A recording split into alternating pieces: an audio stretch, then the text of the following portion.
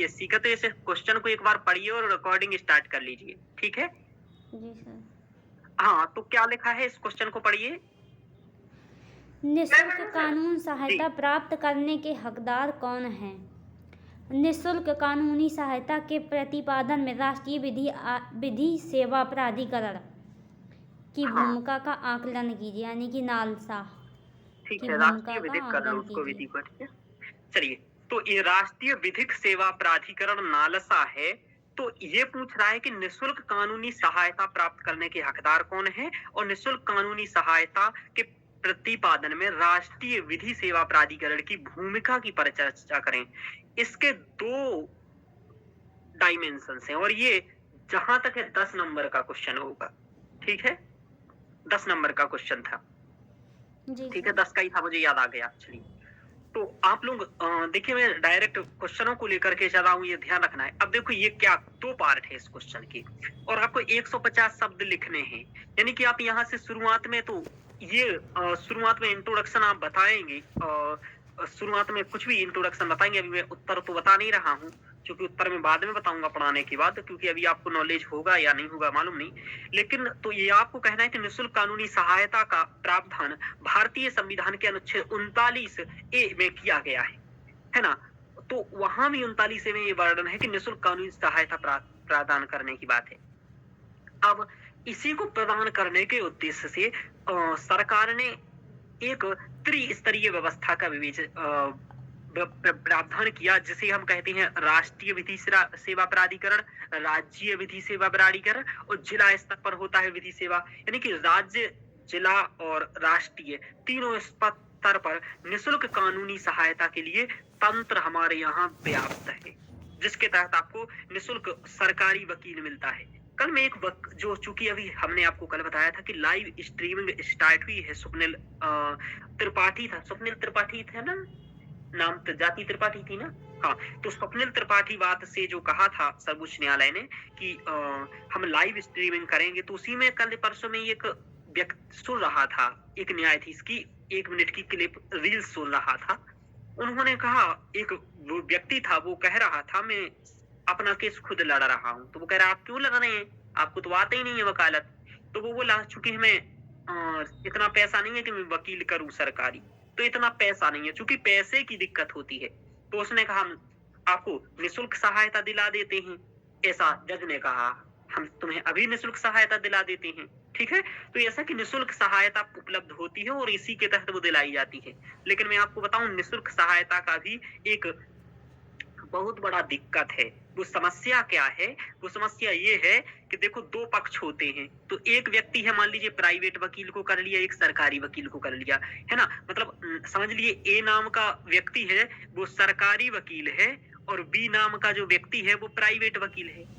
Private वकील को case लड़ने के लिए 3 करोड़ रुपए मिले। इतना मैंने इसको ज्यादा मोल दिया, लेकिन आप ऐसा माने कि 50 लाख रुपए मिली, लेकिन 3 करोड़ भी मिल सकते हैं, कोई बड़ी बात नहीं है, ठीक है? मोदी जी का केस होगा तो 3 करोड़ क्या 30 करोड़ भी मिल जाएंगे, है ना? तो कोई दिक्कत नहीं है।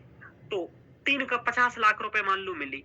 अब ये क्या करेगा व्यक्ति कि 50 लाख में से इस वकील से सेटिंग करेगा और कहेगा 2 लाख मैं तुम्हें दे दूंगा, बस केस हरवा दो आप अपने पक्ष को। समझ में आ रहा बात? तो ए वाला व्यक्ति की सैलरी ही 50,000 थी और 2 लाख उसे मिल गए हैं, तो सैलरी से डबल में प्राइवेट वकील ने सरकारी वकील को खरीद लिया है पहले ही। तो इसका मतलब है कि आपका केस हार ही गए हैं आप वहीं। तो ये भी होता है। समझ में आया आपको? मंजू जी, शिल्पा जी, समझ पा रहे हो? रोशनी जी, जी ये सर। समस्या है। सर, हाँ, ये समस्या तो प्राइवेट में भी होगी, वो प्राइवेट वकील को खरीद लेगा।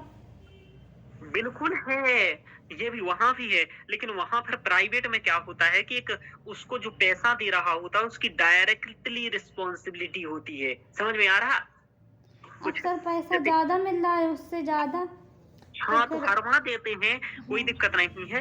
मतलब कई बार ऐसा हुआ है, देखो वकील को कहीं से भी घाटा नहीं होना है, ये आप जान लो। समझ में आ रहा? हाँ सर।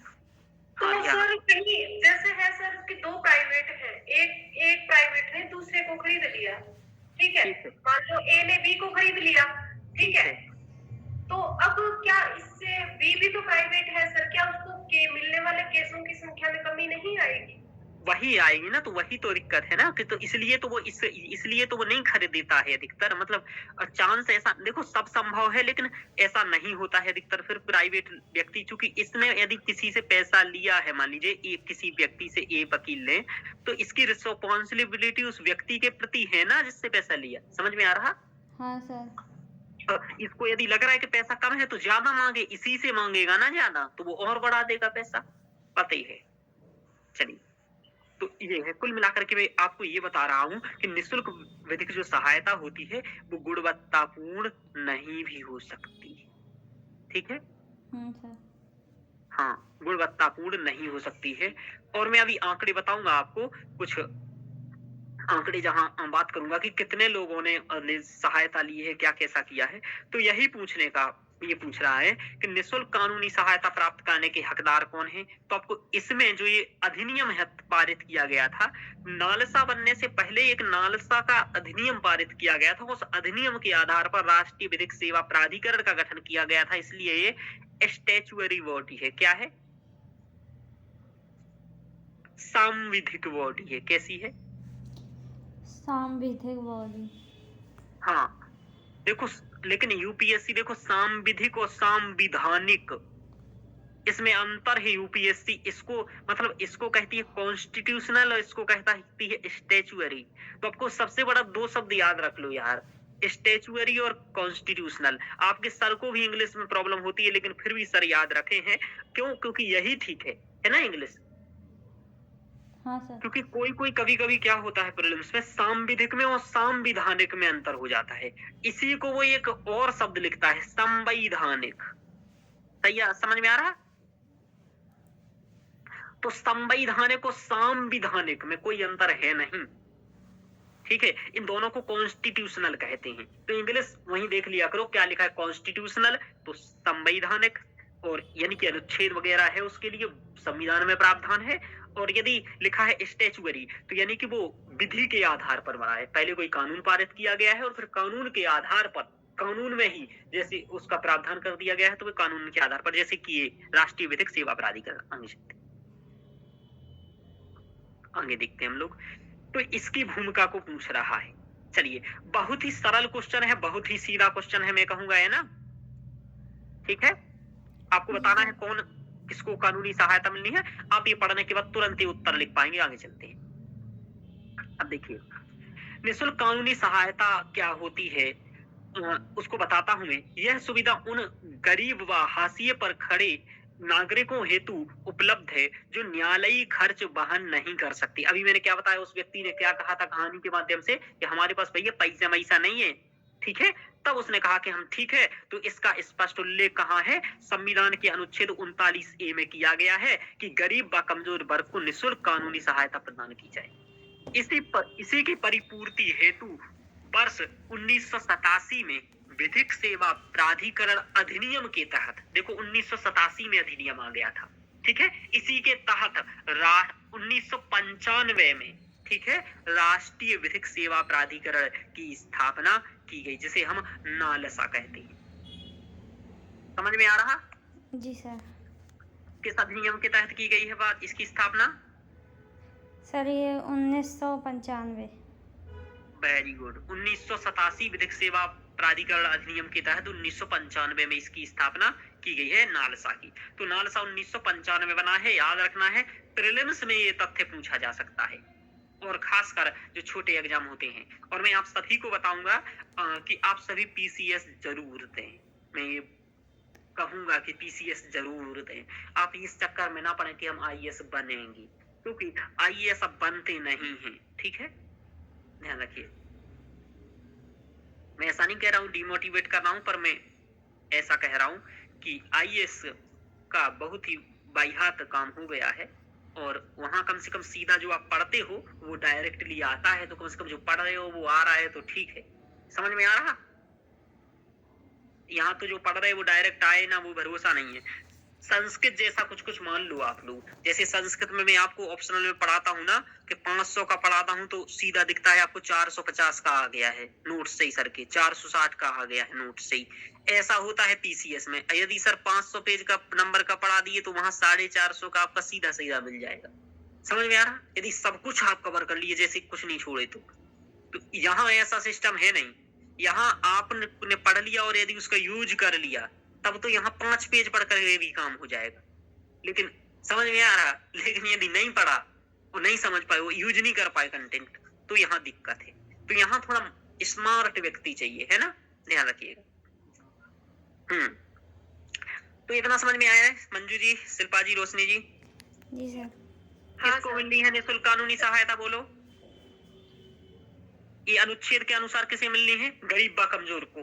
ठीक है, अनुच्छेद 39 के तहत गरीब व कमजोर वर्ग को निःशुल्क कानूनी सहायता मिलनी है। यहीं से आप इंट्रोडक्शन इसका लिख सकते हो। आगे चलते हैं। अब देखो निःशुल्क कानूनी सेवा प्राप्त करने के हकदार कौन है, तो आपको ये डायग्राम पेपर में बनाना था, सेम डायग्राम बनाना था, है ना मंजू जी? जब ऐसा कभी पूछे कि निःशुल्क कानूनी सहायता प्राप्त करने के हकदार कौन है, ठीक है, तो ये है कि अनुसूचित जाति और जनजाति वर्ग, मानव तस्करी के शिकार लोग वर्ग, अन्य कमजोर वर्ग, बच्चे, महिलाएं, दिव्यांगजन, प्राकृतिक आपदा के शिकार लोग, औद्योगिक कामगार, हिरासत में लिए गए गरीब नागरिक। आपको बताऊं ये सब कहां से लाए हो, तो आप यहाँ एक बात और भी लिख सकते हो, जो ये अधिनियम था ना उसी में ये सब लिखा है। ठीक है, हाँ सर। देखो ये अधिनियम था ना, विधिक सेवा प्राधिकरण अधिनियम, जिसके तहत इसकी 1987 स्थापना की गई थी। हाँ, हाँ, इसकी स्थापना की गई थी। तो इसी अधिनियम में स्पष्ट किया गया है कि कौन है सहायता प्राप्त करने के हकदार। तो यही लोग हैं, जैसे बच्चे, महिलाएं, दिव्यांगजन, प्राकृतिक आपदा में जो लोग शिकार हो जाते हैं वो, औद्योगिक कामगार, हिरासत में लिए गए कुछ गरीब नागरिक जिनको पकड़ लाते हैं हम, तो ये है। तो ये सभी क्या है, निःशुल्क कानूनी सहायता प्राप्त करने के हकदार हैं। ये आपको रखने, ध्यान रखना है। अब देखो आगे ये है कि अब राष्ट्रीय विधिक सेवा प्राधिकरण की भूमिका पढ़ना है। तो राष्ट्रीय विधिक सेवा प्राधिकरण है क्या, हम इसके बारे में जानें। समझ में आ रहा? ठीक है मंजू जी? हाँ, तो देखो ये सब आप पढ़ के जाओगे, फिर से क्वेश्चन आएगा तो आप लिख पाओगे। वर्ष 1987 में कानूनी सेवा प्राधिकरण अधिनियम लागू किया गया। फिर इसी के आधार पर 1995 में राष्ट्रीय विधिक सेवा प्राधिकरण की स्थापना की गई।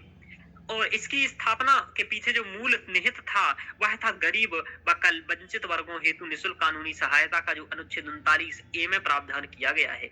और एक और है कि अनुच्छेद 14 में कहा जाता कानून के समक्ष समता, तो समता तो तब होगी जब दोनों को समान केस लड़ने का, वाद लड़ने का आपको मिले, यानी कि न्यायालय तक पहुंच। अभी में है ना धनंजय यशवंत चंद्र चूड़ जी का वो चुन रहा था दिन में, तो वो कह रहे थे सभी का न्याय तक पहुंच का अधिकार है। और मैं प्रयास कर रहा हूं कि निर्णयों को जब मैं लिखता हूं संडे और सैटरडे को अपने, तो मैं ये सोचता हूं कि मैं उनके लिए निर्णय, जजों के या न्यायाधीशों के लिए निर्णय नहीं लिख रहा हूं, ये निर्णय में आम नागरिकों के लिए लिख रहा हूं। ये उनके शब्द थे, ठीक है। तो मुझे तो एक बार में याद हो जाता है चीजें, मतलब ऐसा कि अब ये भाषा नहीं, तो ऐसा। हालांकि अच्छा है, तो ये वाली बात है, यानी कि वो भी ऐसा, मतलब चलो वो कम से कम सोच तो रहे हैं ऐसा कि सभी लोग समझ पाए। चलिए, तो ये हम लोगों ने देखा। अब नालसा के उद्देश्य क्या है, तो अब जैसे कभी कभी एक क्वेश्चन बनता है कि अभी तक कौन कौन से नीति निर्देशक तत्व प्राप्त हुए हैं या सरकार ने प्रयास किए हैं, तो यही तो नीति निर्देशक तत्व है। और देखो इसके लिए यही प्रयास किया गया है राष्ट्रीय विधिक सेवा प्राधिकरण का। समझ में आ रहा? तो रिलेट करना है चीजें। आपसे पूछेगा कि सरकार का यह नैतिक कर्तव्य था कि वह डीपीएसपी को अपने मनोविवेक से वह यथा सामर्थ्य अनुरूप प्राप्त करे। इसके लिए सरकार द्वारा उठाए गए कदमों की औचित्यता स्पष्ट कीजिए। समझ में आ रहा? जैसे पिछले ही साल उसने क्या पूछा, मैं आपको बताऊं ये क्वेश्चन कुछ। एक क्वेश्चन पूछा मंजू जी, मैं आपको बताता हूं। ये क्वेश्चन ये पूछा कि क्या आपकी नजर में, देखो मेरी भाषा थोड़ी यूपीएससी के क्वेश्चन की भाषा शब्द इधर उधर हो सकती है। देखो 100% हुबहू याद नहीं होगा मुझे, लेकिन भावना वही होगी, ठीक है। कि क्या आपकी नजर में जो पंचायती राज स्थापित किया गया था वो किस हद तक सफल हुआ है, बताओ। समझ में आ रहा? मतलब जो हम लोगों ने स्थानीय प्रशासन, शहरी प्रशासन की जो बात की 73वें 74वें संविधान संशोधन के माध्यम से, जी सर। तो अभी तो भाई आपकी नजर में ये कहाँ तक हुआ है? आपके राजस्थान के नागौर से ये सब आरंभ हुआ था। जी हाँ, सर, जी सर। मैंने पढ़ाया था बगथरी नागौर। और आपको बताऊं, एमपीपीएससी ने इतना वाहियात क्वेश्चन पूछा कि हमारे नमन भी गलत करके आ गए थे शायद, है ना? इसके मामले में क्या उसने पूछा, शहरी प्रशासन के बारे में कहाँ है? तो इन्होंने 73वां संविधान संशोधन आंखें बंद करके दिया। तो 73वां 74वां जब कहते हैं तो जानिएगा 73 स्थानीय यानी कि ग्रामीण के लिए है, स्थानीय के लिए है, और 74वां शहरी के लिए है। ठीक है, तो ये एमपीपीएससी में डायरेक्टली क्वेश्चन पूछा गया था और नमन ने इंद्रियां रुकी ही नहीं क्वेश्चन देख करके, बोले सर का सीधा आया, खत्म। टूट पड़ा और वो गलत कर दिया। हाँ, गलत कर दिया। ऐसे ही क्या हुआ, एक और मैं बताता हूँ। मैंने आपको ये नहीं पढ़ाया था कि वो बैंक कौन सा बैंक, नहीं नाबार्ड नहीं यार, वो बैंक कब कब स्थापित हुए? 14 वो राष्ट्रीयकरण, बैंकों के राष्ट्रीयकरण का मैंने पढ़ाया था। जी सर। अब ये राष्ट्रीयकरण करने देखा क्या नहीं कुछ, अरे सीधा आया है, सीधा नोट्स में लिखा था। अब मैंने गलती उसने 6 की जगह है 6 और 14 का हुआ था, तो इन्होंने 6 की जगह शायद 14 कर दिया था, है ना? कि 14 की जगह 6 कर दी, 6 कर दिया। और यही थोड़ा ध्यान, मतलब ये दोनों क्वेश्चन थोड़ी सी कम थे तो 6 बैंकों का राष्ट्रीयकरण करा था, फिर बाद में ज्यादा आ गए थे। हाँ, और ऐसा नहीं था, ऐसा था कि पहले बड़े बड़े 500 करोड़ वालों का किया, फिर 200 करोड़ वालों का किया, तो 200 करोड़ वाले 6 थे और 500 करोड़ वाले 14 थे। सर मेरी आवाज आ रही है आपको? जी आ रही। सर मैं ये बोल रही थी कि मुझे अभी थोड़ा काम आ गया है तो मुझे अभी क्लास थोड़ी लीव करनी पड़ेगी। ठीक है, ठीक है सर। चलिए, तो कुल मिलाकर के अच्छा रहा था, मतलब पेपर में एमपीपीएससी में अच्छे क्वेश्चन जो पढ़े थे अपन ने, इकोनॉमी मतलब सीधे सीधे। पॉलिटी के तो आपको बताओ 15-16 जो भी पढ़े वो सब वही थे। बिना पढ़े मेरा वो सही हो गया था संसद वाला। चलिए अच्छे सर ये रिकॉर्डिंग ऑन है? क्या? रिकॉर्डिंग ऑन है क्या? हाँ हाँ ऑन है, कोई दिक्कत नहीं है, बताइए। नहीं सर मैं वैसे पूछ रही हूँ कि अपन बातें कर रहे हैं इसलिए। हाँ हाँ कोई दिक्कत नहीं है। कानूनी जागरूकता, देखिए मैं सीधा साधा आपको बता देता हूँ, जो अपने टाइप के व्यक्ति होंगे वो चैनल पर आएंगे और जो नहीं होंगे वो चले जाएंगे, बस बात खत्म है, सीधा साधा अपना फंडा है। ये आचार्य प्रशांत ने बात कही, मुझे बहुत ही प्यारी बात लगी कि जो आपके टाइप के व्यक्ति होंगे वो आपके पास आ जाएंगे और जो आपके टाइप के नहीं होंगे वो भाग जाएंगे। जी सर। बस अपने जीवन में आप जैसे हो वैसे रहो, जिसको आना होगा वो आएगा, जिसको भागना होगा वो 13 बार भागेगा, तो आप किसी को मत पकड़ो। चलिए, तो कानूनी जागरूकता प्रसारित करना सबसे बड़ा नालसा का उद्देश्य है। दूसरा, निःशुल्क सहायता प्रदान करना गरीबों और वंचितों को। तीसरा, लोक अदालतों की स्थापना करना, इसका उद्देश्य है। और अपराध पीड़ितों के लिए मुआवजा। एक बार ध्यान रखो, पूछा जाता है भाई कि नालसा का उद्देश्य क्या है, तो आपको ध्यान रखना है कानूनी जागरूकता प्रसारित करना, निःशुल्क कानूनी सहायता को बढ़ावा देना, अपराध या पीड़ितों को मुआवजा प्रदान करवाना कि भाई कुछ दिक्कत हो गया, जैसे कि आपदा में कोई किसी की दिक्कत हो गया है या बिल्डिंग से कुछ गिर गया है या भूकंप आया था और मर गए हैं 5-10 लोग, तो उनको मुआवजा देना एक इसका इसी के तहत है सिस्टम। ठीक है। हाँ, यदि जैसे कोई दिक्कत होती है, तुम जिला हो, जैसे मान लो तुम हो, तुम्हें न्यायालय में कोई दिक्कत आ रहा है, ठीक है, वो तुम्हें शिकायत करना, तो कहाँ करोगे? जिला वाला होता है ये प्राधिकरण, तो जिले वाले में जाना होता है, तो जिला वाले में चले जाओ। मतलब मैंने बताया ना अभी आपको 3 स्तर पर होता है, जिला, राज्य और केंद्र। तो राष्ट्रीय पढ़ा रहा हूँ, तो आप जिला वाले के पास जाओ, शिकायत दर्ज करो इस चीज की कि भाई ये दिक्कत हो गया है हमें और नहीं हो रहा है। 2005-4 की सुनामी आई थी, उसका मुआवजा इसने दिलवाया होगा। उसके लिए तो वो अलग ही व्यवस्था किया गया था, मतलब तुरंत बाद उसकी तो व्यवस्था, चूंकि उस समय सिस्टम क्या था कि अपराध पीड़ितों, प्राकृतिक आपदा वगैरह जो भी हो जाता है। और दिक्कत क्या थी कि उसमें मतलब उसका तो अलग ही फंड है एक, ठीक है, उसी फंड के माध्यम से किया जाता है। और ध्यान रखिए, उसका स्वयं का अपना एक फंड बनाया। चलिए अब देखो नालसा की भूमिका क्या है, जब ऐसा क्वेश्चन में पूछा जाए तब कैसा आपको उत्तर लिखना है, ये ध्यान रखो। क्योंकि नालसा की भूमिका क्या रही है अभी तक, अब कुछ लोग भूमिका में और कार्य में अंतर नहीं कर पाते। देखो भूमिका और कार्य एक ही होता है, लेकिन देखो भूमिका और कार्य में थोड़ा सा अंतर होता है। जैसे हमें क्या करना है, ये कहलाता है कार्य, ठीक है। और हमने क्या किया है, ये कहलाता है भूमिका। समझ में आ रहा कि हमें क्या करना है, किसी भी चीज को क्या करना है, नालसा को क्या करना है, ये हुआ उसका कार्य। और नालसा ने अब तक क्या किया है, ये हुआ कार्य। जैसे आप 4 साल से यूपीएससी की तैयारी कर रहे, तो आपने 4 साल में क्या किया है उसका बताओ। तो हमने हिस्ट्री तैयार की है, पॉलिटी तैयार की है, हमने टेस्ट सीरीज लगाई है। समझ में आ रहा, ये आपकी हुई भूमिका पढ़ाई के संदर्भ में। समझ में आ रहा मंजू जी, रोशनी जी? जी सर। जी सर। हाँ, तो भूमिका में और कार्य में एकदम अंतर रखा करो। और यूपीएससी भूमिका ही पूछती है हर चीज की, कि ये बना था तो कुछ कर रहा है या नहीं। जैसे अब पूछेगा 5 साल बाद कि 2020 में शिक्षा नीति बना, अब 2025 में क्वेश्चन बन जाए कि 5 साल में शिक्षा नीति का कुछ हुआ या नहीं हुआ, कि लागू ही नहीं हुई। हाँ, तो क्या ऐसा इसमें किया गया, जैसे ये वाली बात है। तो नई शिक्षा नीति में वो ओपन बुक का कंसेप्ट है, आपको ये मालूम हो तो। ऐसा सर कैसे ओपन बुक का? किताबें खोल के लिखाई करो, पेपर किताब। कॉन्सेप्चुअल क्वेश्चन पूछे जाएंगे, अब तो सीधा फैक्चुअल और सीधा पूछा जाता है ना।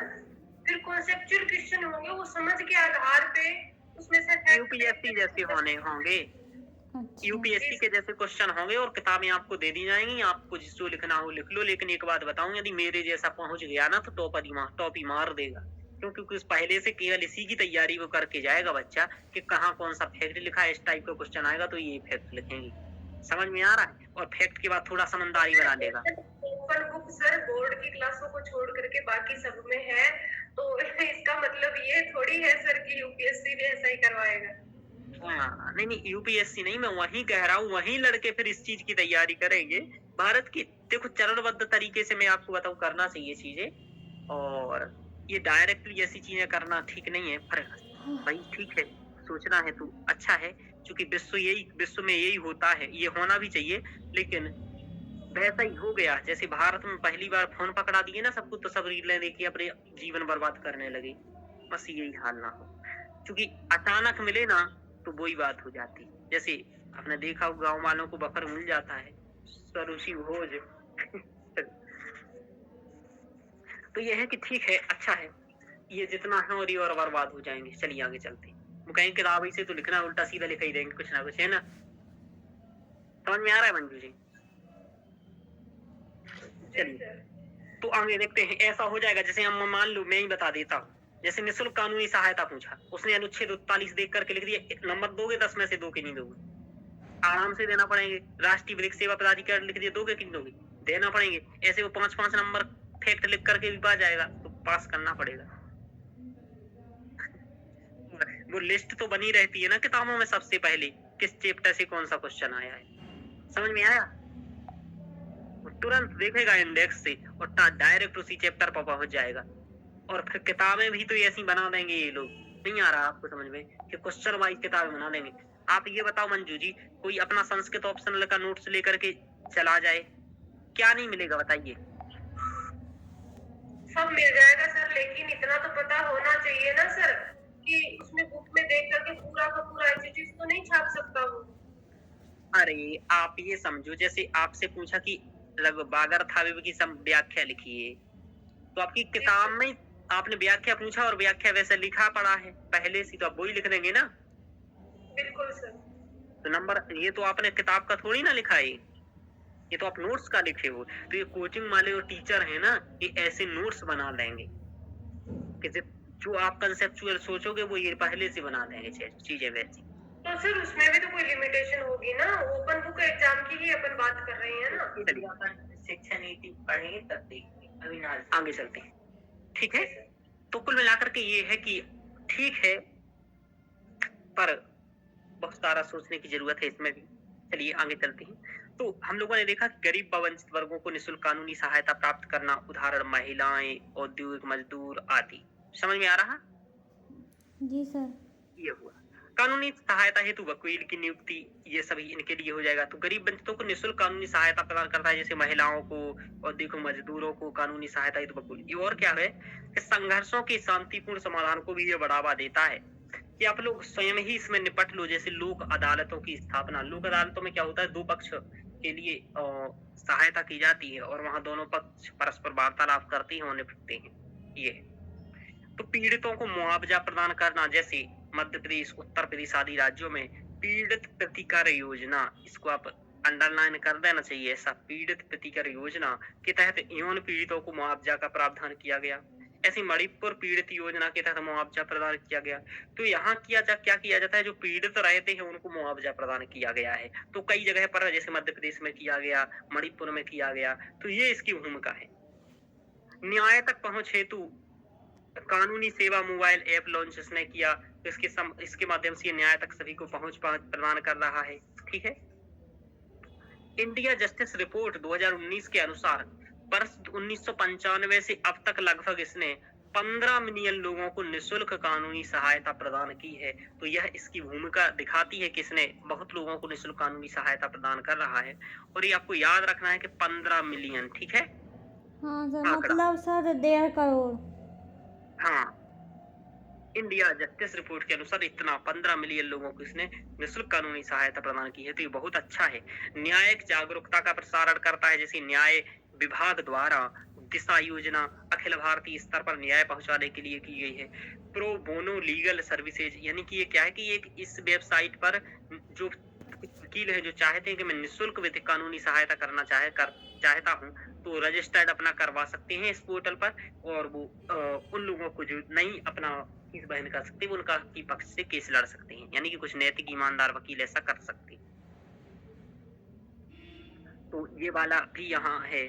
टेली लॉ पहल भी इसके लिए स्टार्ट की गई है। टेली लॉ में क्या होता है, CSC कॉमन सर्विस सेंटर रहता है, तो वीडियो कॉन्फ्रेंसिंग के माध्यम से, ठीक है, किसके माध्यम से, वीडियो कॉन्फ्रेंसिंग के माध्यम से जनतंत्र को जोड़ता है, यानी कि और वकील कांटेक्ट करता है किससे, CSC से। ठीक है, समझ में आ रहा?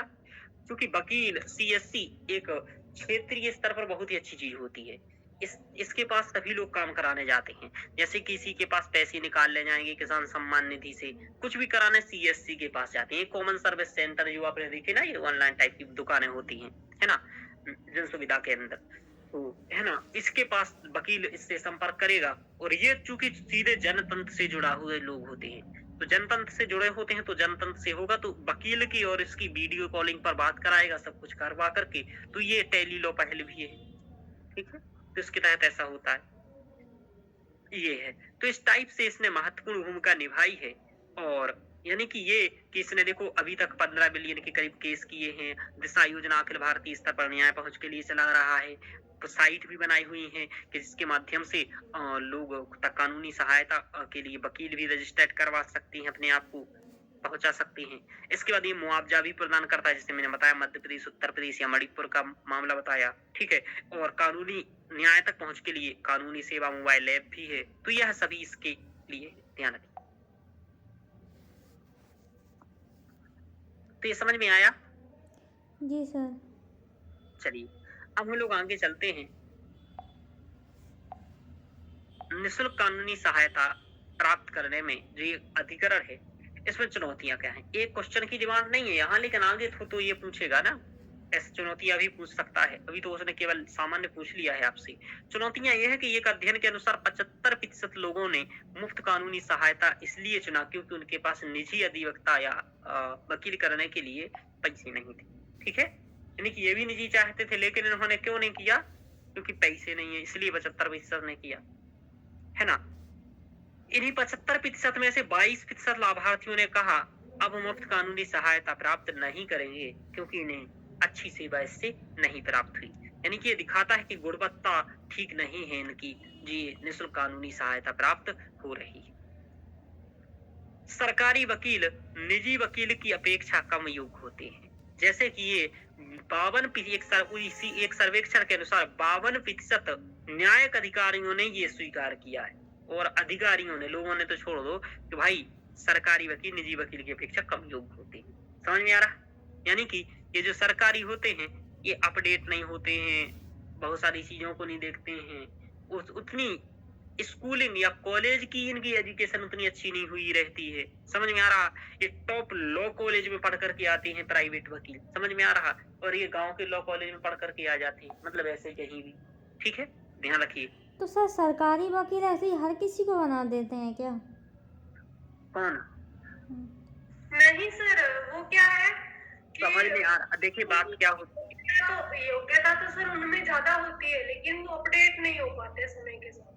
ऐसा नहीं है, एकता कुछ नहीं होता है, अनपढ़ गवार ढोर होते हैं सरकारी वकील, ये सच बात है। निजी वकीलों के अलावा मैं अभी बता देता हूँ आपको, मैं रियलिटी बता दूं, आप एक प्रोफेसर को कॉलेज को खड़ा कर दीजिए अभी वाले, और एक निजी टीचर को पढ़ाने वाले को खड़ा कर दीजिए, आपको मालूम चल जाएगा। मैं आपको बताऊं, ऐसे ऐसे लोग टीचर बन जाते हैं जिनको कुछ नहीं आता है और पढ़ा रहे हैं, लेकिन प्राइवेट में आप देखो, आप ये देखो कि अच्छे किसी टीचर को ले आओ, मैं जैसे बात कर रहा हूँ ऐसा नहीं समझा सकता है वो। हाँ, वो बात क्या होता है, बात क्या हो जाता है कि प्राइवेट में सर्विस के अकॉर्डिंग काम मिलता है, इधर सर्विस से नहीं होता है। उसमें तो एक परीक्षा हो गया एक बार, बस खत्म है, फिर तुम्हारा कुछ हो या ना हो।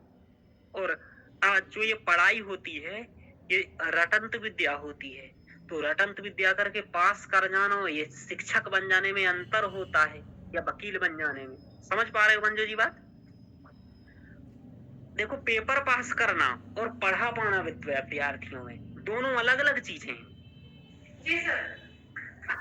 पढ़ाने के लिए पढ़ाने की स्किल आनी चाहिए, और जो पेपर प्रणाली है आप जान रहे हो, मैं तो अपने संस्कृत से जानता हूँ, यदि रट जाओ ना संस्कृत की 5 चीजें, आप 5, 6, 7 चीजें समझ जाओ केवल, तो आप 120 के पेपर में से 110 नंबर ला सकते हो और पास कर सकते हो। सब कुछ वही रटंत विद्या का आना है। तो रटंत होना और एक समझाना बहुत अंतर है। तो ये तो मैंने शिक्षा के संदर्भ में कहा, ये हर चीज के संदर्भ में। ये तो परीक्षा कर जाते हैं पास, लेकिन परीक्षा पास करने का मतलब ये तो नहीं है कि तुम योग्य हो। ठीक है, ये कभी भी नहीं है, ये ध्यान रखना। इसीलिए क्या होता है, कभी कभी आपने कई अधिकारी देखे होंगे जो IAS भी होते हैं और घरेलू हिंसा कर रही है, कहीं लड़ पड़े हैं, कुर्सी फेंक दिए हैं। तो ये ऐसा इसलिए होता है चूंकि असलियत में नॉलेज होने में और परीक्षा पास करने में बहुत अंतर होता है, ध्यान रखिएगा। और ध्यान रखिए, तो ये बात लेकर सभी के दिमाग में नहीं आती है। चलिए, तो ये सरकारी वकील निजी वकील की अपेक्षा सच में कम योग्य होते हैं, या जान जाओ क्यों? क्योंकि मैं सीधा साधा बताता हूँ, ये लोग पढ़ते हैं ऐसे कॉलेजों में, टॉप कॉलेजों में, समझ में आ रहा? और ये पढ़ते हैं सामान्य कॉलेजों में। अब दोनों को बनना है वकील, तो पेपर तो दोनों निकाल लेंगे। मान लो दोनों ने 60 नंबर ला करके पेपर निकाल दिया, ठीक है, 60% नंबर ला, लेकिन असलियत में योग्य कौन होगा? अंदर जाकर के निजी होगा ना, निजी से पढ़ के आया होगा। ध्यान रखो, ये वाली बात है। दूसरा, इनका बिजनेस तो, इन्हें लोगों को ढूंढने नहीं जाना है, क्लाइंट को। किसको? सरकारी वकील को। समझ में आ रहा? सरकारी वकील को क्लाइंट को ढूंढने नहीं जाना है, क्लाइंट को देखने जाना है निजी वकील को। तो निजी वकील में गुणवत्ता होगी तभी मिलेगा। जैसे मुझे अपने पढ़ाने के लिए बच्चे लाना है स्वयं, समझ में आ रहा मंजू जी? लेकिन जो सरकारी टीचर है उसे थोड़ी ना बच्चे स्वयं लाना है, उसे तो बच्चे मिले ही हैं, पढ़ाओ अपना, पैसा मिल रहा है। तो ये है, यानी कि निजी व्यक्ति को गुणवत्ता रखनी पड़ेगी, इसलिए तो सभी लोग निजीकरण की मांग करते हैं। आगे चलते हैं। अल्प funding. Commonwealth human rights initiative के अनुसार कानूनी सहायता हेतु प्रति व्यक्ति खर्च मात्र 0.75 रुपए किया जाता है। तो हमारे यहाँ बहुत कम, यानी कि एक व्यक्ति के लिए कानूनी सहायता के लिए मतलब 1 रुपया भी खर्च नहीं किया जाता है। कितना कम हो रहा है, ठीक है। जानकारी के अभाव के चलते वंचितों का शोषण भी हो जाता है। इसमें समझ में आ रहा कि वंचितों से भले एक सरकारी वकीलों को लेते हैं, लेकिन सरकारी वकील वे पैसे बीच बीच में लूटते रहते हैं। समझ में आ रहा कि देखिए इसके लिए ऐसा कुछ लेना है, ये करना है, तो हम अपने से थोड़ी ना लाएंगे, तुम्हारा केस लड़ रहे तुम दो। समझ में आ रहा। अब यहाँ बैठ करके नाश्ता कर रहे हैं, तो तुम्हारा केस लड़ रहे हैं ना, हम अपनी वेतन से तो नहीं, तुम नहीं आते तब भी हमें वेतन मिलती। समझ में आ रहा। ऐसा तो मुआवजा भी समय पर पूर्ण करना, यानी कि मुआवजा भी समय पर नहीं मिलता है जो होता है ना वो। जैसे कि मैं आपको जो मैंने बताया मध्य प्रदेश उत्तर प्रदेश यौन वाला, उसमें क्या हुआ था, इन्होंने 5 लाख की जगह केवल 3-3 लाख ही दिए थे। ठीक है, मैंने ये बताया ना आपको यहाँ कि मध्य प्रदेश उत्तर प्रदेश में ये मुआवजा दिया गया, तो इसमें इन्होंने 5 लाख की जगह 3 लाख दिए, फिर निर्देश दिया गया, तब इन्होंने फिर और दिए पैसे। समझ में आ रहा। तो ऐसा करते हैं लोग। तो ये फंडिंग वाला मामला है। तो मुआवजा समय पर नहीं, जैसे मध्य प्रदेश उत्तर प्रदेश आदि में यौन पीड़ितों को 5 लाख के स्थान पर 3 लाख प्रदान कर दिया। ठीक है, खुश रहो 3 लाख में। पुलिस स्टेशन पर गरीब व वंचितों हेतु कानूनी सहायता न मिलना।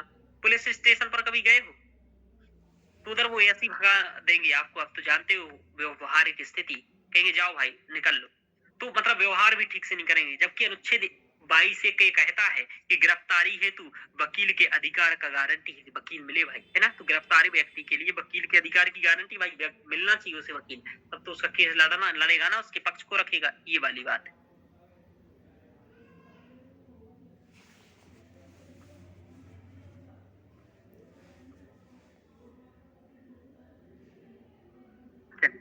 आगे चलती है। निःशुल्क कानूनी सहायता हेतु उठाए गए कदम। निःशुल्क कानूनी सहायता हेतु उठाए गए कदम, क्या कदम उठाए गए हैं इसके अलावा भी। तो एक तो लोक अदालतों की स्थापना की गई है कि 2.2 करोड़ केस निपटान इन्होंने किया है, तो अच्छा किया है वर्ष 2022 में लोक अदालतों में। यानी कि लोक अदालतों में क्या होता है, दोनों पक्षों को बुलाओ, परस्पर निपट लो तो अच्छा है। तो क्या होता है कि गांव वाले तो नहीं निपट पाते हैं या निपट जाते हैं जो ऐसे लड़ते हैं, लेकिन जो सामान्यतः देखो आपराधिक मामलों में तो ऐसा नहीं कम हो पाता है कि मामले निपट पाए, और लेकिन जो ये सामान्य जो दीवानी मामले होते हैं इनमें ये मामले निपटते हैं बहुत ज्यादा। समझ में आ रहा। दीवानी मामले, जैसे किसी ने क्या किया, उसने उसका जमीन थोड़ा सा कर लिया, ठीक है ना, तो उधर बैठ करके कर लेते हैं। किसी ने कुछ कहा भाई कुछ चुराई लिया, उतने में केस कर दे रहा है, इसने हमारी कुर्सी चुराई, बकरी चुराई इसने हमारी। समझ में आ रहा। इसने हमारी फसल उजड़वा दी, है ना, ये भी केस होते हैं गाँव में, आपको मालूम है, इसने हमारी फसल उजड़वा दी रात में, कुछ लोग कर देते हैं ऐसा। चलिए, टेली लॉ पहल का स्टार्ट किया, जो मैंने आपको बताया था कि वकील करेगा सीएससी से, सीएससी करेगा वीडियो कॉन्फ्रेंस के माध्यम से, जनतंत्र को जोड़ेंगे। तो ये मतलब ये वकील और जनतंत्र जुड़ेगा तो ये बात कर लेंगे भाई ऐसा ऐसा है, तो सहायता ये हो जाएगी। इसके बाद ये मैंने बताया साइट का नाम कि इच्छुक वकील निःशुल्क कानूनी सहायता प्राप्त कर सकते हैं। अब देखो इन्हीं चीजों को वहां आपको भूमिका बताने में यूज किया, मैंने किया कि नहीं किया। तो मैं आप ये समझो कि कैसे कंटेंट को यूज करना है।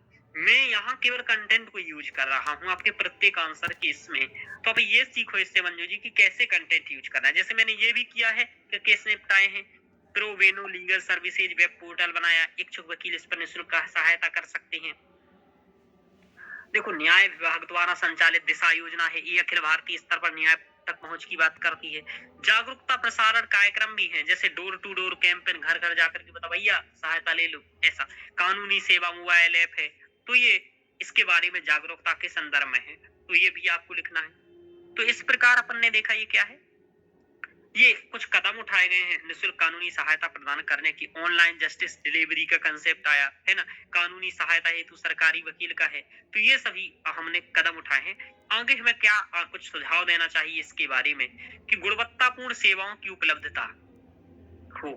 क्या हो कि देखो सेवाएं तो मिल रही हैं लेकिन गुणवत्तापूर्ण नहीं मिल रही है, तब दिक्कत है। क्यों मंजू जी? बिल्कुल सेवा आपको जरूर मिल रही है लेकिन गुणवत्तापूर्ण नहीं मिल रही है। रोशनी जी आवाज नहीं आ रही है क्या? शिल्पा जी सर आ रही है आवाज। हाँ, अच्छा। तो गुणवत्तापूर्ण सेवाओं की उपलब्धता हो, वरना क्या ही मतलब है न्याय का, ठीक है ना? ये तो न्याय नहीं, कहा जाता है कि न्याय होना ही नहीं, न्याय होते हुए भी दिखना चाहिए। समझ में आ रहा कि लगना चाहिए कि न्याय मिल रहा है, केवल प्रक्रियागत कार्य होने से काम नहीं हो जाएगा। समझ में ध्यान रखो ये बात। तो सरकारी वकील के समय-समय पर प्रशिक्षण करवाया जाए और जाँच करवाई जाए, यानी कि इनका हर 5 साल में एक पेपर रखा जाए। जैसा पेपर इनका तब शुरुआत में होता था। समझ में आ रहा? जी या सर। फिर केवल जैसे नेता 5 साल के लिए बनते हो, जैसे वो आर्मी वाली जॉब निकाले हो, वैसे वकीलों की भी निकाल दो 5 साल की। हाँ, अग्निवीर जैसी कि 5 साल करो, यदि हिम्मत हो तो फिर से दो और वहाँ 10% कैटेगरी आरक्षण एक्स्ट्रा कर दो भाई कि तुमने पहले जॉब किया है तो 10% एक्स्ट्रा आरक्षण सर रहेगा। तो क्या ये जो सरकारी वकील हो जाते हैं वो परमानेंट हो जाते हैं? सरकारी का मतलब क्या होता है? नहीं सर, वो नहीं। जो फ्रेंड है मेरी ना, वो हाई कोर्ट में अप्लाई कर रही है सरकारी वकील का, तो वो कह रही थी 3 साल तक शायद फ्री हो जाएंगे। तो अगर हो गया तो फिर उसके बाद देखा जाएगा और कुछ इस प्रकार का वो कुछ ऐसा बोल नहीं रही है, थी। सरकारी वकील जो रहेगा ना वो तो जो एक बार बन जाएगा तो वो तो बना ही रहेगा ना। मुझे और इसके अच्छा। बारे में ज्यादा मालूम है नहीं, आप देख लीजिएगा, है ना? अच्छा। पर जहां तक मुझे पता है कि वो सरकारी मतलब ये कि 60 साल तक मतलब जो भी है 60-62 वहां तक बना रहता है। बाकी एक बार आप सर्च भी कर लीजिएगा जो भी, जी सर। ठीक है? हाँ, सुनने में ध्यान रखिए, आगे चलते हैं। तो गुणवत्तापूर्ण सेवाओं की उपलब्धता, ऐसा होता फिर कि सरकारी का मतलब क्या हुआ? चलिए, तो सरकारी वकील को समय-समय पर प्रशिक्षण व जांच प्रदान की जाए, तो इससे इनकी गुणवत्ता सुधार हो सके। समझ में आ रहा? वरना इनमें पेपर अच्छा लेवल का हो, व्यवहारिक स्तर का हो, जैसे केस लड़ना पड़ता है, तो वैसे ही कुछ क्वेश्चन पूछे, ठीक है ना? हाँ, अप्लाइड टाइप के क्वेश्चन रहे। तो निःशुल्क सहायता करने वाले वकीलों को प्रोत्साहन और पदोन्नति दी जाए, ठीक है? कि जो निःशुल्क जैसे वो वेबसाइट है और यदि किसी गरीब को केस जिताया जा रहा है और उसने 15 ही केस जिता दिए हैं निःशुल्क वेबसाइट पर करके, तो उसको आरक्षण दिया जाए, पदोन्नति दी जाए। समझ में आ रहा है? तो इससे लोग क्या करेंगे, वकील फ्री सहायता करेंगे इस चक्कर में, भैया प्रमोशन मिल जाएगा। समझ में आ रहा है? हाँ सर। तो इस बहाने कुछ लोगों का भला हो जाएगा। जैसे यूपीएससी में ये होता कि भाई जो यूपीएससी की पढ़ाई कर रहे हैं या कुछ कर रहे हैं, उन्हें थोड़ा हेल्प करना है या झाड़ू लगाना है 5 किलोमीटर, तो कम से कम साफ सफाई तो होती रहती, भारत भर का सफाई हो जाता, इतना बच्चे पढ़ रहे हैं यूपीएससी। समझ में आ रहा? चलिए, हालांकि ऐसा नहीं है इसमें। चलिए, तो मतलब ऐसा कि इसमें ऐसा हो सकता है, सरकार द्वारा बेहतर वकीलों का टेस्ट परीक्षण कर पुनर्नियुक्ति, अतिरिक्त भुगतान, यानी कि उन्हें थोड़ा सा भुगतान भी किया जाए, अच्छे वकीलों की नियुक्ति की जाए, ये जन जागरूकता का प्रसारण और निःशुल्क कानूनी सहायता है, यानी कि जन जागरूकता को बताया जाए, चूंकि कई लोगों को तो मालूम ही नहीं होता है कि हमें निःशुल्क सहायता मिल सकती है, तो ऐसा उन्हें भी बताया जाए, भाई कोई दिक्कत नहीं, अच्छा मिल जाएगा। वकीलों द्वारा शोषण व अन्य धमकाने या बहकावे पर नियंत्रण किया जाए और इसके लिए एक मजबूत शिकायत निवारण तंत्र बनाया जाए, जैसे वकीलों की भी शिकायत कर सके अपन, भैया देखो ये पैसे मांग रहा है हमसे। समझ में आ रहा है? हाँ सर। हाँ, लेकिन एक केस के चक्कर में डबल केस हो जाएगा उस पर, है ना? और वकील से पंगा नहीं लेने का, ऐसा वाला माहौल चलता है हमारे यहाँ। हाँ लेकिन सर। शिकायत निवारण तंत्र होना चाहिए एक बेहतर वाला, ध्यान रखो।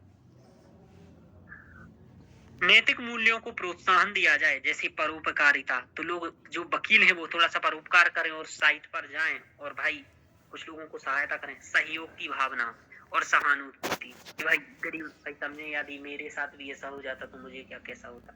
लेकिन मुझे लगता है आज तक ये लिखने के स्तर पर बचे हैं ये सब मूल्य और असलियत में खत्म हो चुके हैं, ठीक है ना? हाँ सर। हाँ, तो ये होना चाहिए परोपकारिता, सहयोग, नैतिकता।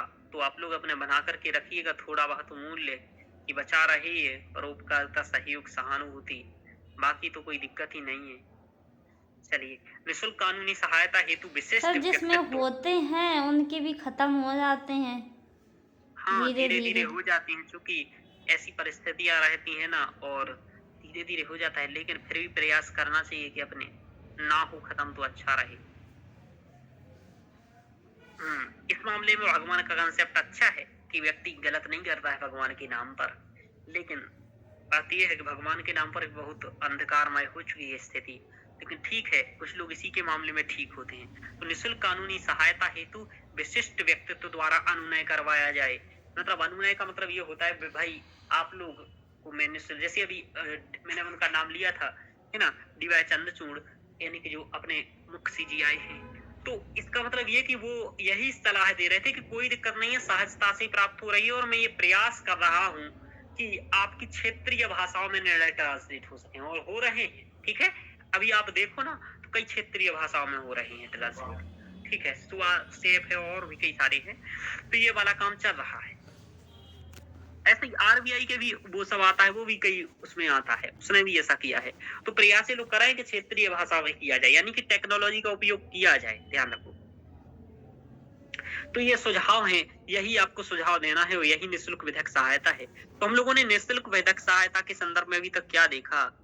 सबसे पहला तो ये समझा कि भाई निःशुल्क सहायता के बारे में क्या प्रावधान है, क्या होता है। फिर हम लोगों ने सोचा किन्हें मिलनी चाहिए, यानी कि निःशुल्क सहायता प्राप्त करने के हकदार कौन हैं। उसके बाद हम लोगों ने देखा कि राष्ट्रीय विधिक सेवा प्राधिकरण के बारे में समझा, इसकी भूमिका के बारे में समझा, किसने बहुत सारे केसों का निपटान किया है, मुआवजा भी प्रदान किया है पीड़ितों को, कानूनी सेवा मोबाइल ऐप लॉन्च भी किया है। तो ऐसे कई सारी भूमिका की है। अभी तक इसने लगभग 15 मिलियन लोगों को निःशुल्क कानूनी सहायता प्रदान की है। फिर हम लोगों ने देखा कि निःशुल्क कानूनी सहायता में भी कुछ चुनौतियां हैं, जैसे कि मैंने बताया कि गुणवत्ता का मामला है, ठीक है, और सबसे बड़ा गुणवत्ता ही का मामला है। तो ये गुणवत्ता ठीक नहीं है, इन्हें आज की जो टेक्निकल चीजें हैं उनका भी नॉलेज नहीं है, तो वो भी ध्यान इन्हें सीखने की जरूरत है। निःशुल्क कानूनी सहायता हेतु जो कदम उठाए गए हैं सरकार के द्वारा या न्यायालय के द्वारा, वो हमने यहाँ बताया कि क्या क्या कदम है। लास्ट में हम लोगों ने कुछ सुझाव भी यहाँ दिए कि कौन कौन से सुझाव होने चाहिए निःशुल्क कानूनी सहायता और बेहतर हो सके, जिससे कि हर घर न्याय, डोर टू डोर न्याय पहुंच सके अनुच्छेद 21 के तहत। चलिए, तो इससे आपका देखिए क्वेश्चन बना है, तो ऐसे ही हम लोग एक क्वेश्चन के बारे में लेकर के चल रहे हैं, आगे करेंगे। तो ये अब क्वेश्चन आप लोग लिख पाओगे, इसका उत्तर बोलिए, पढ़िए इसे। निःशुल्क सर कानूनी लिखेंगे। सहायता प्राप्त करने के हकदार कौन है, ये लिखना है। हाँ सर। निःशुल्क कानूनी सहायता में नालसा की भूमिका लिखना है, लिख पाएंगे? हाँ सर, ये क्वेश्चन तो इजी है, सीधे हाँ। सीधे पूछा है। हाँ, तो सीधे सीधे पूछा है, आराम से इसको लिखना है, इसमें कोई दिक्कत नहीं है। और याद करना, बस थोड़ा सा कुछ कंसेप्चुअल फैक्चुअल चीजें याद करनी है, और वो याद रहे तो आप लिख पाओगे आराम से। हाँ सर।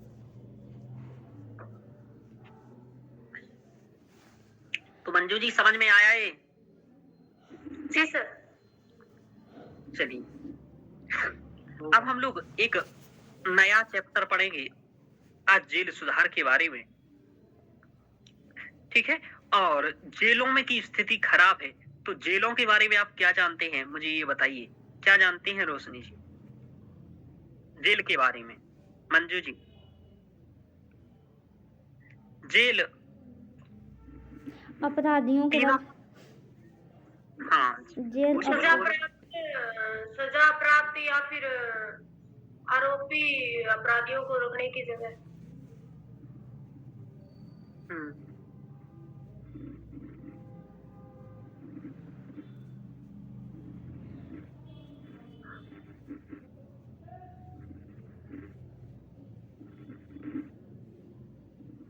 ठीक है,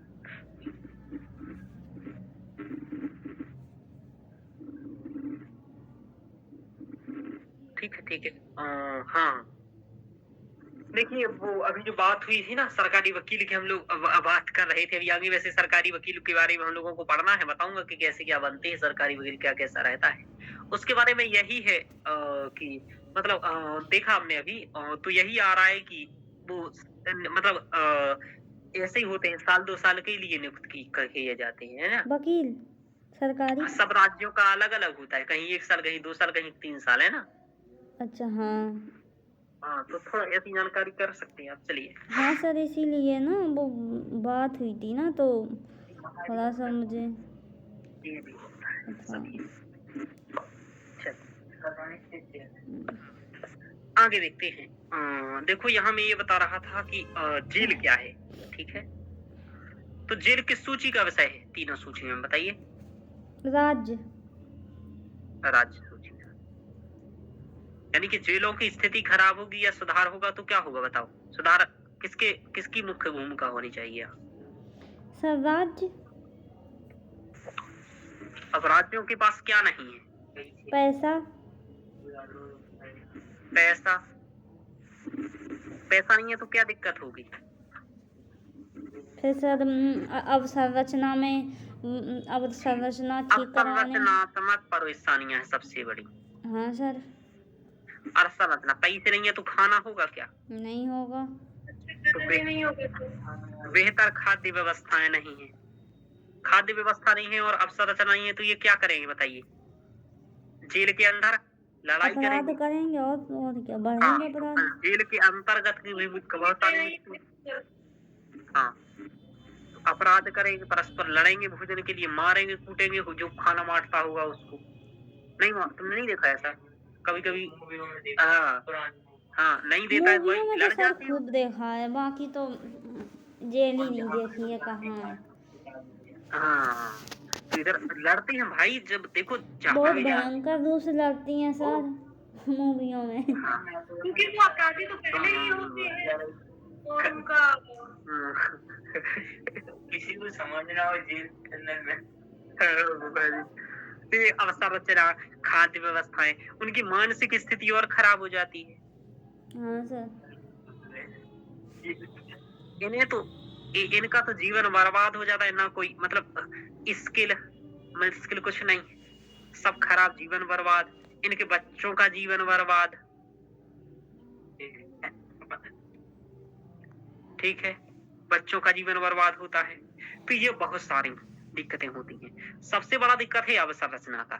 जहां 100 लोग रह सकते हैं वहां रह रहे हैं 120। अब ये है दिक्कत सबसे बड़ी। तो बहुत सारी समस्याएं हैं जेल में। राज्य सरकार का विषय है, इसका मतलब आप समझ रहे हो केंद्र क्या कर सकता है? बोलो मंजू जी। निर्देश दे सकता है सर, और क्या करेगा? केवल एक मॉडल अधिनियम बना सकता है। क्या? मॉडल अधिनियम। और इस मॉडल अधिनियम करें या ना करें, हाँ, इसको मानो अथवा ना मानो, तो ये मॉडल अधिनियम क्या केजरीवाल जी मानेंगे? कभी नहीं मानेंगे। क्या ममता जी मानेंगी? कभी नहीं मानेंगी। ठीक है, तो और भाई ये ऐसा भी होता है, मैं आपको कभी कभी बताऊं कि कभी कभी वही पार्टी नहीं के लोग भी नहीं मानते हैं राज्य। एक बात ध्यान रखो, कोई कितना भी अपना क्यों ना हो, सबसे पहले अपना देखता है। समझ में आ रहा? हाँ सर। तो एक हद तक ही योगी बाबा मोदी की बात मानेंगे, उससे आगे योगी बाबा मोदी की बात नहीं मानेगी। क्यों? क्योंकि योगी बाबा अकेला यदि मोदी जी का हाथ खींच दिए ना तो मोदी जी पीएम नहीं बनेगी। ये बस 100% लिख के ले लो। केवल यदि यूपी खिसक गया ना तो 84 सीटें हैं कहाँ? लोकसभा में, और कम से कम शायद 31 सीटें हैं राज्यसभा में। मिला दो दोनों, 5 और 3 105 है ना सर लोकसभा में कितनी बोले आप? 84। नहीं सर 80 हैं। अच्छा 80 हैं। हाँ। ठीक है, तो फिर 80 सीटें हैं, जहां तक मुझे 84 का याद आ रहा था। 84 शायद जिले हैं, 80 सीटें हैं। तो और ये 80 या 81 सर है, मुझे भी कंफ्यूजन है थोड़ी सी। हाँ, तो मुझे भी नहीं है आपके यूपी का मालूम, लेकिन ठीक है मान लो ये 110 के आसपास है सिस्टम। समझ में आ रहा? हाँ सर। हाँ, तो 100 राज्यसभा का छोड़ भी दो तो 80 सीटें बहुत होती हैं। ठीक है, हाँ सर। हाँ, तो ये बहुत दिक्कत हो जाएगा, इसलिए योगी बाबू वहीं तक मानेंगे जहां तक। हाँ सर 80 हैं। हाँ, तो ये वाली बात है कि ये केवल मॉडल है। तो सबसे बड़ी दिक्कत समझ गए राज्यों की क्या है? कि केंद्र मॉडल कानून बना देता है, ये है। अब इस पर मूल पैसा किसका लगेगा? राज्यों का। राज्यों के पास पैसा ही नहीं है तो लगाएंगे कहाँ से? तो ये दिक्कत आ रही है। और अब सबसे बड़ी एक और है कि सभी राज्यों के अपने अपने व्यवस्था है। ठीक है। हाँ सर। और यदि किसी को राज्यों की हालत जाननी हो असली, तो एक बार असली हालत आप एक बार सर्च कर लीजिएगा। उसको क्या नाम है, उनको क्या नाम है, उनका नाम अभी जेल से निकल के आए हैं वो, मनीष कश्यप। हाँ, मनीष कश्यप का एक बार इंटरव्यू देख लो आप। ठीक है। हाँ सर। तो उनसे वो पूछता है क्या क्या समस्याएं होती हैं, तो वो सब बता देती है वहाँ, है ना। तो आपको असली समस्याएं मालूम चल जाएंगी लिखने के लिए। चलिए, तो ये समझ, क्योंकि और तो कोई जेल भी खुल के गया। बोलेगा नहीं, है ना। हाँ सर। तो ये वाली बातें यहाँ आप समस्याएं जान लीजिए, और भी कई सारी समस्याएं। अब देखो क्या है, तो जेल के बारे में आप मूल बातें समझ गए हैं। अब हम लोग पढ़ लेते हैं कुछ बारे में, क्या स्थिति। सबसे बड़ी तो स्थिति समस्याएं, यहाँ कई सारी चुनौतियां हैं। एक ये चर्चा में क्यों आया है तुम्हें मैं ये बता दूं, इसके लिए मॉडल जेल अधिनियम पारित किया गया अभी, ठीक है। और लेकिन एक आपको बताऊं, अधिनियम पारित करने से क्या होता है जब तक स्थिति ठीक ना हो, समझ में आ रहा। तो क्या है कि जेल, उनमें कैद व्यक्तियों से जुड़े मामले, यानी कि जेल तथा उनके में जो कैद व्यक्ति हैं, इन दोनों के मामले राज्य सूची का विषय।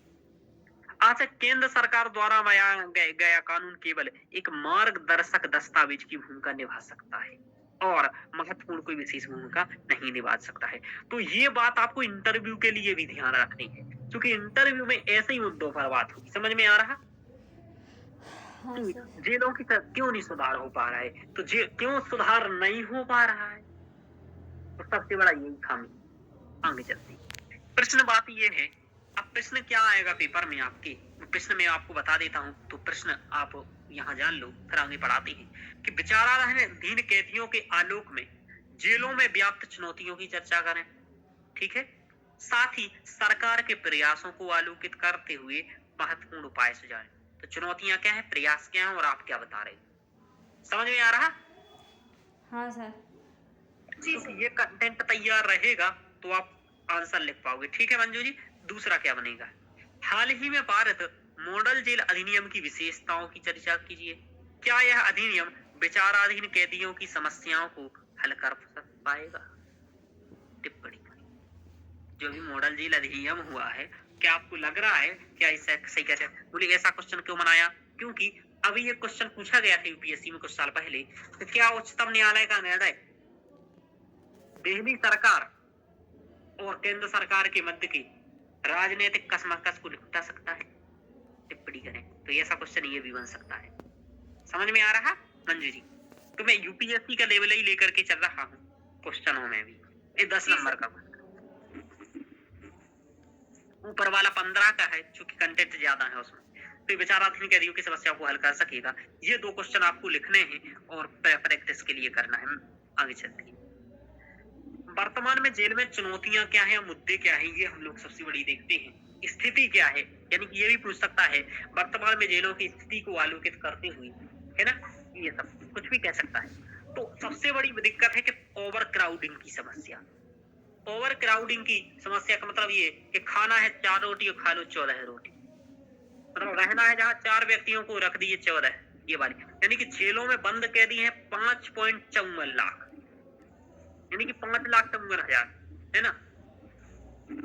लेकिन जेलों की क्षमता है 4,25,000 की, लगभग 1 लाख के करीब, 1 लाख से ज्यादा ही, है ना।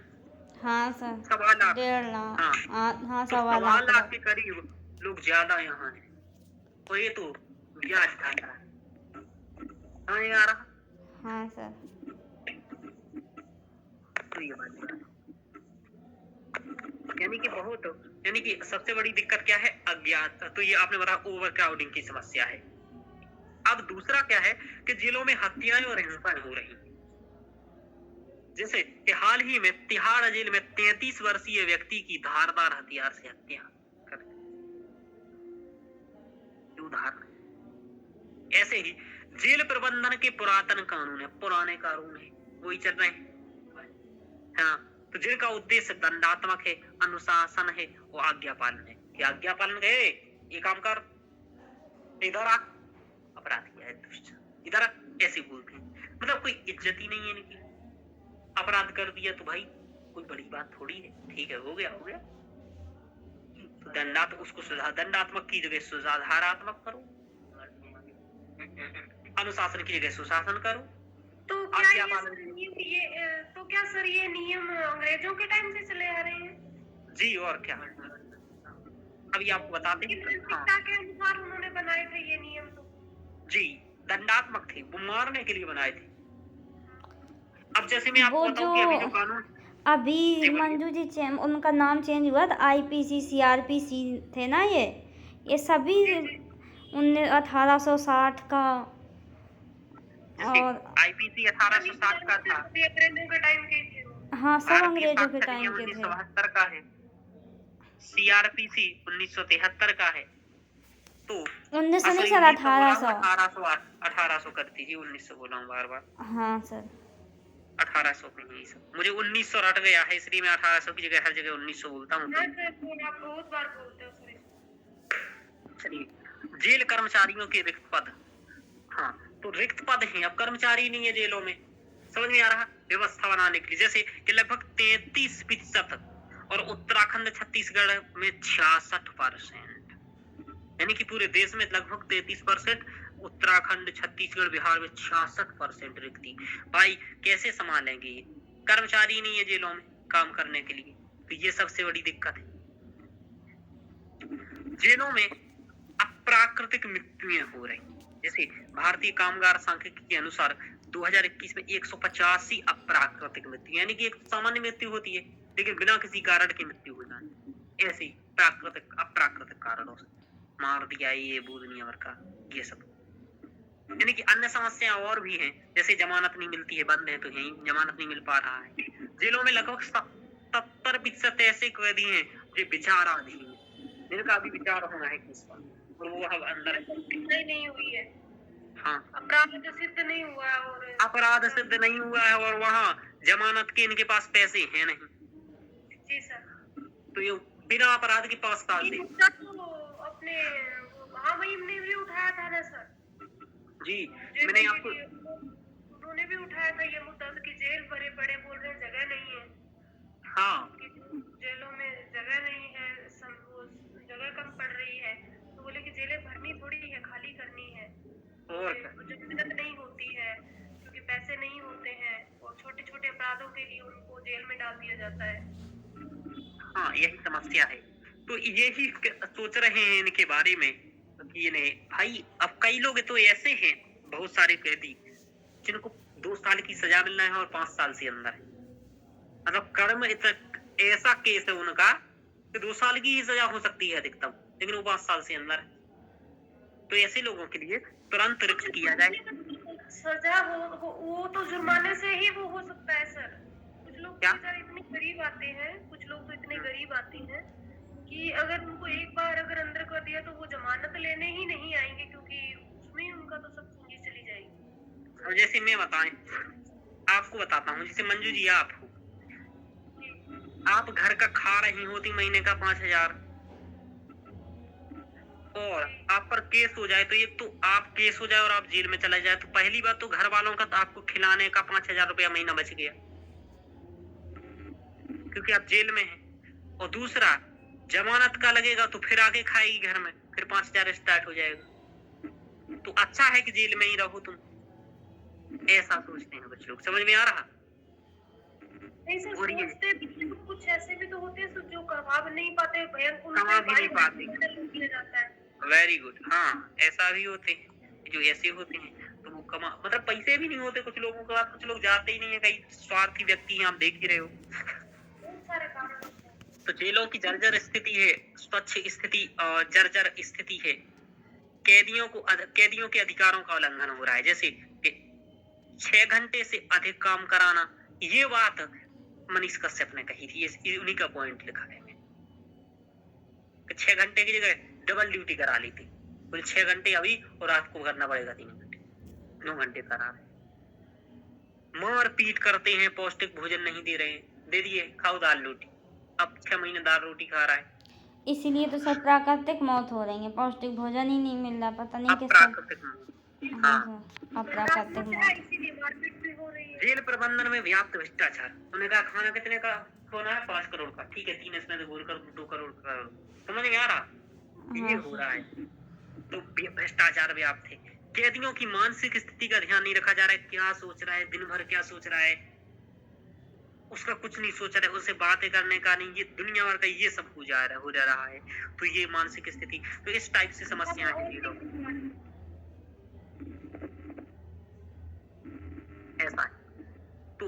इंट्रो आपके मतलब ये इस टाइप से लिख सकते हैं कि हाल ही में संघ सरकार ने जेल सुधार हेतु मॉडल जेल अधिनियम 2023 तैयार किया है, जो कि जेल अधिनियम 1894 का स्थान प्राप्त करेगा। अब आप देखो 1894 के अधिनियम से चल रहा है।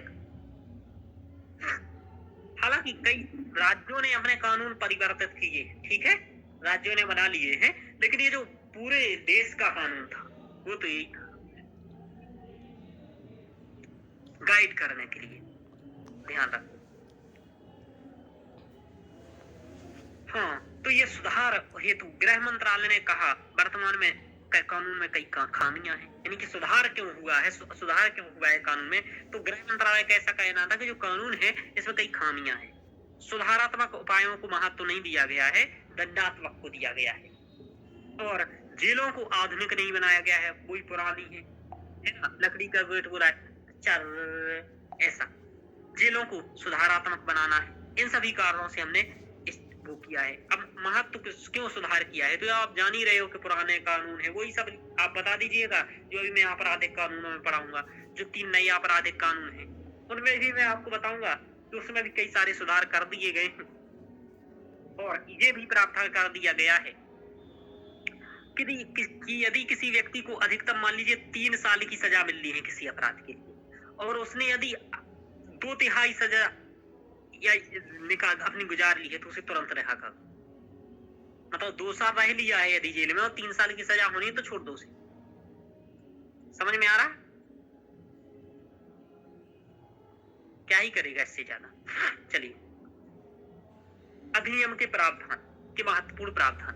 अब देखो इस जो अधिनियम पारित किया गया है मॉडल जेल अधिनियम, तो इसके प्रावधान क्या है, मॉडल जेल अधिनियम में क्या नए प्रावधान जोड़े गए हैं, इसको थोड़ा सा याद रखना है, क्योंकि यूपीएससी पूछता है और ये जरूर पूछेगा ऐसी चीजों को, क्योंकि भाई देखो बदलाव हो रहा है, और सबसे बड़ी दिक्कत यह है कि यहाँ क्राउडिंग की समस्या सबसे ज्यादा हो रही है, मौतें हो रही हैं, लड़ जाते हैं, चर्चा में बना रहता है और सबको दिख रहा है, और ये पारित भी बहुत दिन बाद हो रहा है, इसलिए पूछा जा सकता है। तो इसमें प्रावधान ये किया गया है कि कैदियों को अलग अलग स्पष्ट विभाजन किया गया है, यानी कि महिलाएं अलग रहेंगी, ट्रांसजेंडर हेतु अलग, यानी कि सभी का वर्गीकरण, ठीक है, ये इधर, ये इधर, ये इधर, वर्गीकरण दिया गया है, वरना ट्रांसजेंडरों का उत्पीड़न किया जाता है, ये सब मामले आते हैं, तो वर्गीकरण कर दिया है कि का प्रावधान है। दूसरा कि बेहतर आचरण को प्रोत्साहन दिया जाए, जैसे पैरोल, फरलों को। पैरोल क्या होता है कि निश्चित समय अवधि के लिए सजा निलंबित कर दी जाती है, कोई काम आता है। फरल होता है लंबी अवधि के लिए कारावास से सजा में कमी की दी जाती है। समझ में आ रहा है? जैसे कभी कभी आपने देखा होगा कि जेल में व्यक्ति था और कुछ दिन के लिए बाहर आ गया है। हाँ देखा सर। है ऐसा कभी? हाँ सर। तो कैसे आ जाता है वो, पैरोल और फरल इन्हीं के तहत आता है, ठीक है, ये ध्यान रखो। तो बस इतना ध्यान रखना है कि निश्चित मतलब ये कि निश्चित समय अवधि के लिए सजा और लंबी अवधि के लिए, यानी कि छोटी अवधि के लिए ये है और लंबी के लिए ये है। पा छोटा और फा बड़ा, ऐसा कर लो। जेलों को आधुनिक बनाना है, सबसे बड़ी बात है, जैसे कि सीसीटीवी कैमरा लगाना है, कौन किसको पीट रहा है, किसकी गलती है ना, क्या बातें हो रही, आईसीटी का प्रयोग करना है, तकनीक का प्रयोग करना है, एसी लगाना है, पंखे लगाने हैं, कूलर लगाने हैं। समझ में आ रहा? बेडरूम अच्छा होना चाहिए, है ना, एक बढ़िया टीवी होनी चाहिए लगी। भाई उनको जीवन जीना है, तुम केवल उन्हें, हाँ, तो कुल मिला करके, हाँ, अपराधी का मतलब ये नहीं है कि आप उसको जेल में मार डालो, सजा का मतलब वो एनी टाइम गिल्ट फीलिंग में नहीं रखना है। हाँ, उसको सजा का मतलब ये है कि वो अपराध का मतलब ये है अपराधी का कि उसने एक अपराध किया है और वो दूसरे अपराध को अंजाम ना दे सके, इसलिए उसे एक विशेष अलग स्थान पर रखा जा रहा है कि वो अन्य समाज को कोई दिक्कत ना करती। तो भाई उधर तो उसको सब व्यवस्थाएं दो वो जहाँ वो रह रहा है। समझ में आ रहा? सजा काटने के बाद में सिर्फ समाज से अलग थलग नहीं पड़े, वो जेल में रहते हुए भी सामाजिक चीजों से वो जुड़ा रहे, इसके लिए हाँ, तो ये है सुधार व पुनर्वास को बढ़ावा दिया जाए, जैसे कि व्यवसाय कौशल प्रशिक्षण दिया जाए। 4 साल रह रहा है कोई व्यक्ति जेल में, 5 साल, तो कम से कम बाहर आए तो ऐसा नहीं कि उसको, आप सोचो एक व्यक्ति को 20 साल में जेल में डाल दिया और वो 29 में निकल करके आता है। अब बताओ, पढ़ाई का एज तो खत्म हो गया ना, हुआ कि नहीं हुआ? बोलो मंजू जी। जी सर। और मैं आपको बताऊं, अधिकतर जो कैदी जाते हैं ना, एक बात और जान लो, अधिकतर जो कैदी जाते हैं वो यही 18 से 20-24 से ही तक के जाते हैं। क्यों पता है? क्योंकि यही तो अपराध कर पाते हैं, इनके पास शक्ति होती है अपराध करने की, जबानी होता है, लड़ जाते हैं किसी, समझ में आ रहा है? मर पीट देते हैं किसी को, फूट काट देते हैं, गला मला दबा देते हैं, तो ये इनकी जिंदगी बर्बाद हो जाएगी। हाँ, तो ये 29 साल में निकले, मान लो 20 से 9 साल बाद, तो ये लोग पढ़े लिखे नहीं है तो और बड़ी आतंकवादी बनने के लिए निकल गए। तो इन्हें मान लो यदि वहां नैतिक प्रशिक्षण दिया जाता, अच्छी पढ़ाई करवाई जाती, सर की क्लासें लगवाई जाती, तो बढ़िया से इसके सीख के आते और बाहर कोई आकर के बिजनेस कर लेते तुरंत, समझ यहाँ कुछ और कर लेते, लेकिन ऐसा कुछ नहीं। इनमें तो पढ़ाने का काम है जी। जेल में व्यवस्था, पढ़ेंगे, खाना पीना आ रहा है, रहने की व्यवस्था है बढ़िया उत्तम क्वालिटी की, फिर आप लोग सब जो वहीं जाते हैं मार देते किसी, हाँ वो क्या बोलते, कैदियों के प्रति सकारात्मक दृष्टिकोण रखा जाए। पहली बात, गलत कुछ गलत किए हो लेकिन कोई दिक्कत नहीं, तो सही बेहतर सकारात्मक दृष्टिकोण। न्यायालय के समक्ष कैदियों की वीडियो कॉन्फ्रेंसिंग में सुनवाई करवा दो भाई, ये अब उसको उधर परेशान, ये दुनिया भर का, तो इस आधुनिक तरीके को अपनाया जाए, वीडियो कॉन्फ्रेंसिंग करवा करके ये सब करवाया जाए आराम से। चलिए, अब शादी भी नहीं हो पाता है, अंदर चला गया 18-20 साल का, ये तो भूल ही गया है? शादी नहीं होती है तो मानसिक स्थिति खराब होती। हाँ, बहुत बड़ी हाईलाइट है। चलिए, खुली व अर्ध खुली जेलों को बढ़ावा देना, ठीक है।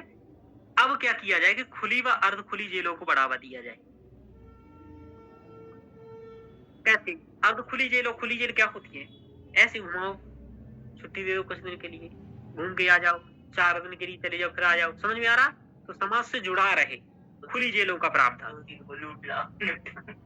जेलों का आधुनिकीकरण करें, यानी कि दक्ष जेल प्रबंधन हेतु ई प्रिजन सॉफ्टवेयर का इस्तेमाल जो किया गया, जेल सूचना प्रबंधन तंत्र यानी कि PIMS, है ना, सभी कैदियों का डेटा इसमें रहता है, तो ये सब।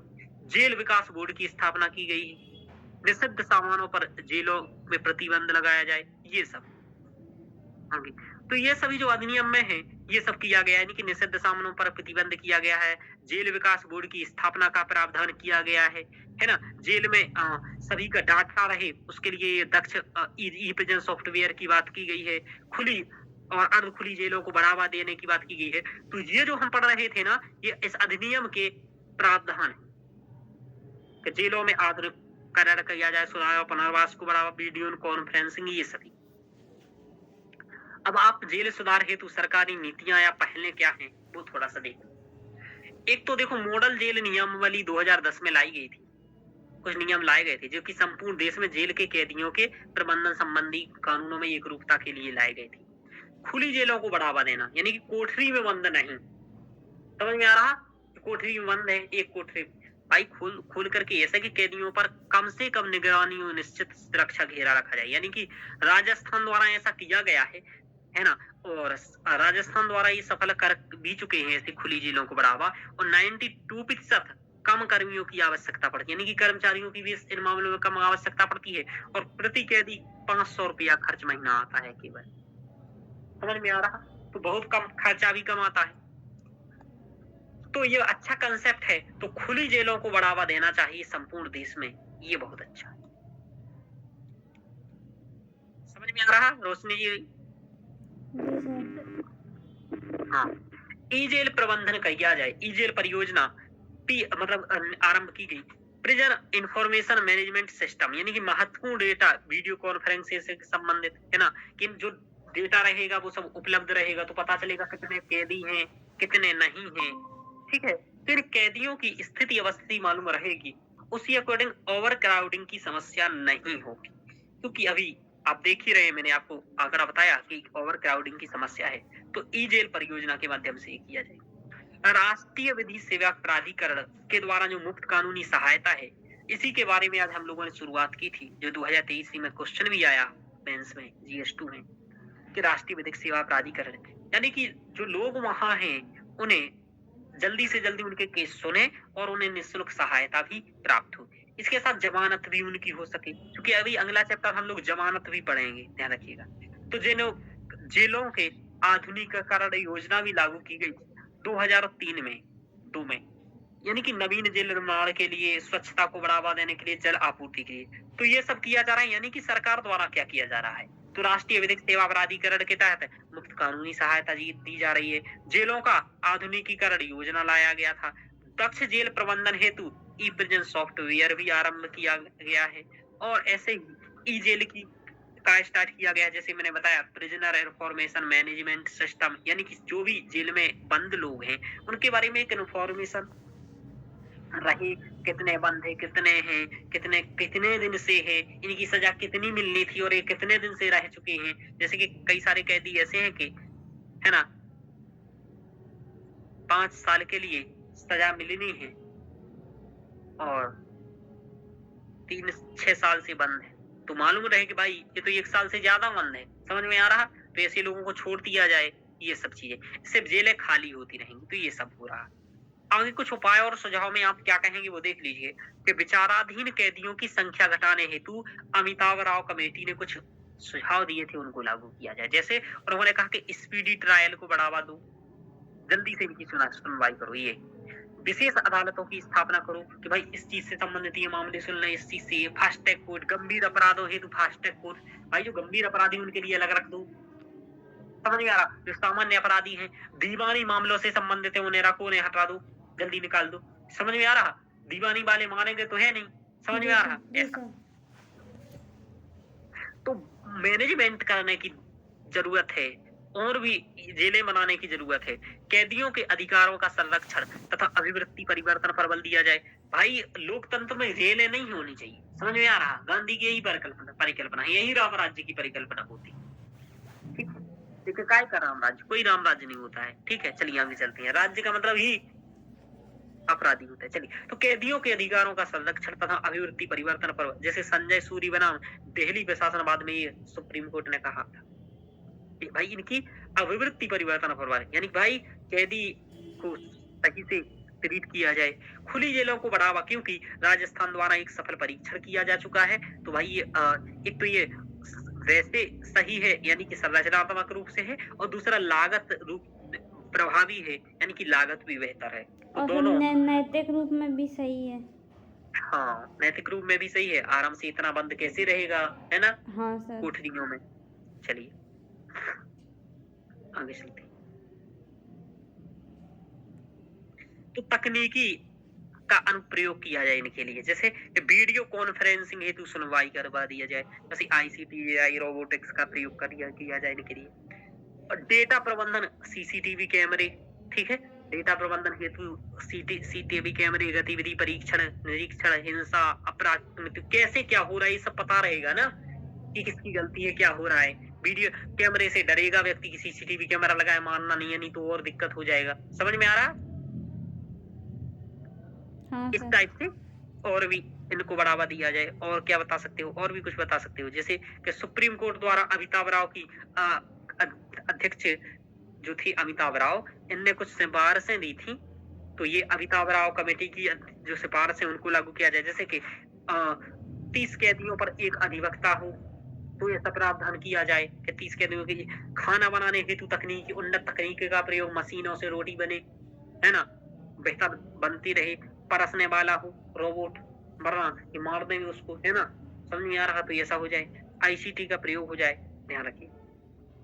CRPC की धारा 436 जो है का उचित प्रयोग, जैसे कि कैदी द्वारा आधा समय जेल में है तो उसे तुरंत रिहा कर दिया जाए। तो इसका भाई ध्यान रखा जाए, भाई पहले से सॉफ्टवेयर में रहेगा तो अच्छा रहेगा, जो मैंने बताया PIMS सॉफ्टवेयर, है ना,